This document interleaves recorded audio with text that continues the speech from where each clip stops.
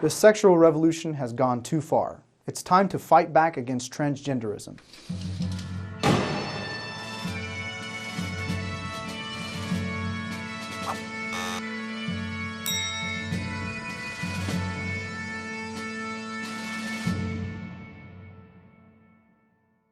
It's pretty crazy, but I can go to any liberal campus and claim that I'm a woman, and students would agree with me.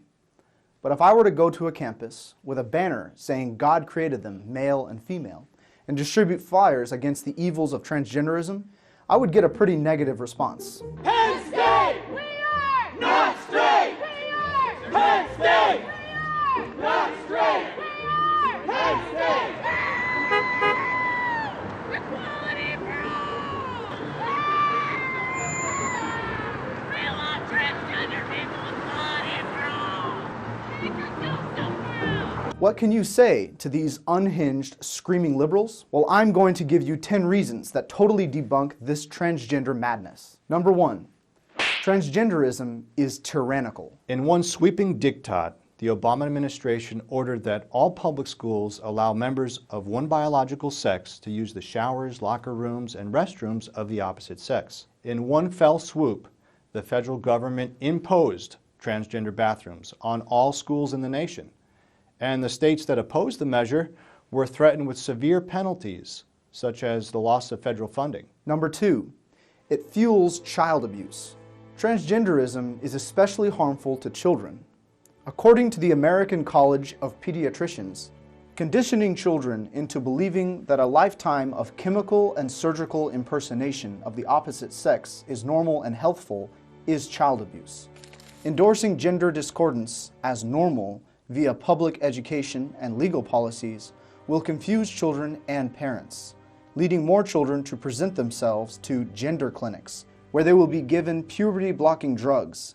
This in turn virtually ensures that they will choose a lifetime of carcinogenic and otherwise toxic cross-sex hormones and likely consider unnecessary surgical mutilation of their healthy body parts as young adults. Number 3, it contradicts biology and science. Gender ideology contradicts basic biology. It's incredible. The same progressive movement that once worshipped at the secular altar of science, to the exclusion of God and metaphysics, has turned against its own science is everything dogma. Now, all scientific evidence that disproves the transgender narrative is discarded. Again, the American College of Pediatricians is clear. Human sexuality is an objective biological binary trait. XY and XX are genetic markers of health, not genetic markers of a disorder. The norm for human design is to be conceived either male or female. Human sexuality is binary by design, with the obvious purpose being the reproduction and flourishing of our species. This principle is self-evident. Number 4, biological sex cannot change. Those who embrace the transgender ideology pretend that men can morph into women or that women can morph into men, but their claim is false. It is physiologically impossible to change a person's sex, since the sex of each individual is encoded in the genes. XX if female, XY if male. Surgery can only create the appearance of the other sex, explains Dr. Richard P. Fitzgibbons, MD, Philip M. Sutton, PhD, and Dale O'Leary in a well-documented study. Every single cell in our body is stamped with our biological sex, and nothing can change that reality. Number 5, it warps manhood and womanhood. It's bizarre, but transgender ideology claims that biological reality does not determine one's sex. Feelings do. Therefore, the differences between male and female, much like the clothing we wear, are separate from our identity and are constantly in flux.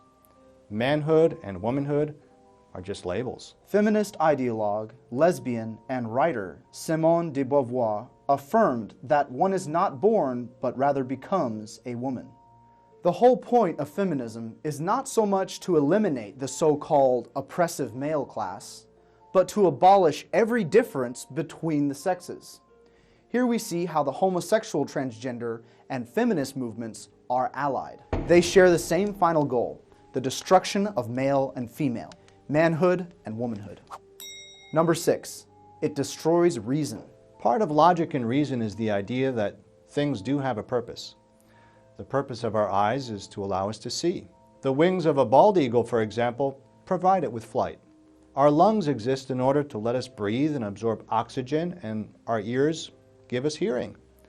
Likewise, the primary purpose of human sexuality is procreation. However, transgenderism, like homosexuality and feminism, deny this principle, and therefore attack human reason itself. But to attack human reason itself is really a form of deliberate madness. It's crazy. Number 7, transgenderism is self-destructive. The homosexual movement shatters lives.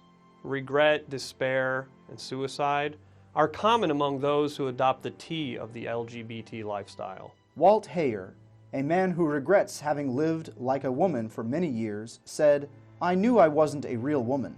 No matter what my identification document said, it was obviously a masquerade." Transgenders not only annihilate their birth identity, they destroy everyone and everything in their wake: family, wife, children, brothers or sisters, and career. Certainly, this demonstrates the behavior of someone hell-bent on total self-destruction and self-harm. Number 8, where will transgenderism lead us? Trans-species? If a man could pretend to be a woman, why can't he also pretend to be non-human?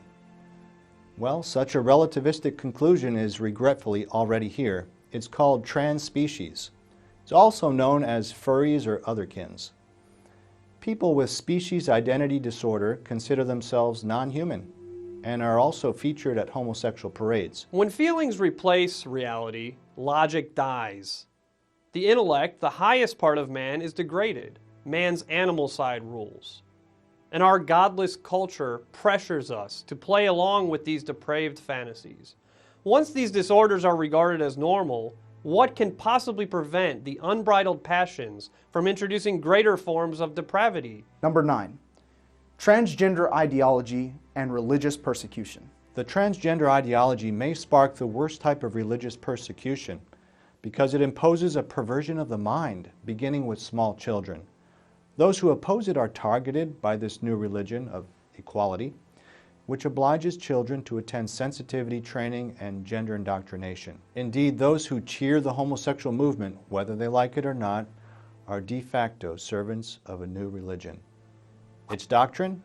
Transgender ideology. Its false god?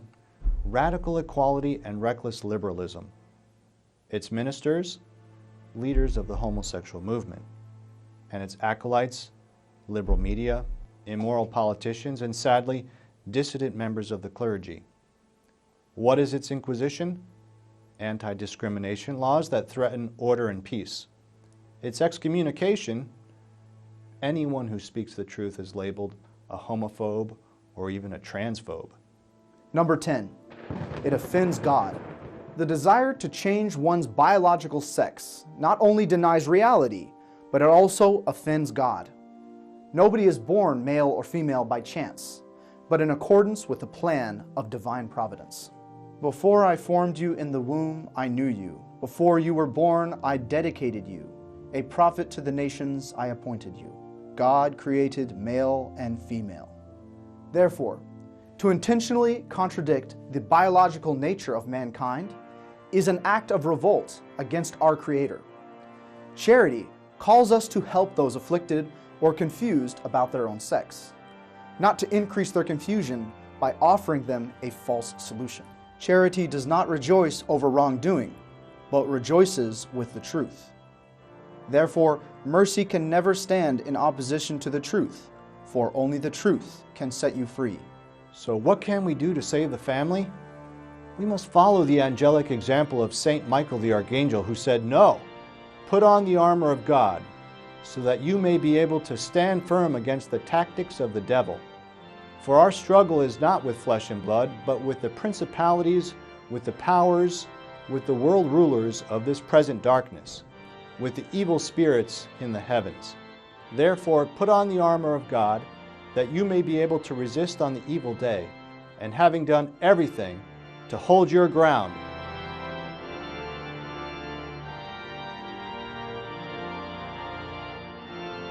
Please share this video with your friends and keep fighting the good fight.